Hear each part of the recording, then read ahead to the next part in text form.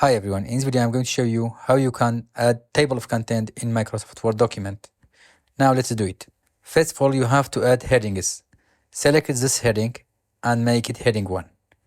This one, heading 1. This one, heading 1. Since it's 2.1, so it will be heading 2. 2.11, it become heading 3. 3, heading 1. 4, heading 1. 4.1, heading 2. 5, heading 1. Now we finish it adding headings. Just come to here, enter a space, here space, we have to have a space. Then from reference, here you have table of content. We have different table of content. For example, I selected this one.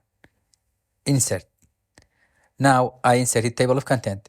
If you want to update or any change you do, just right click here and click update. Update page number or update entire table. Okay. That's all. Have a nice time.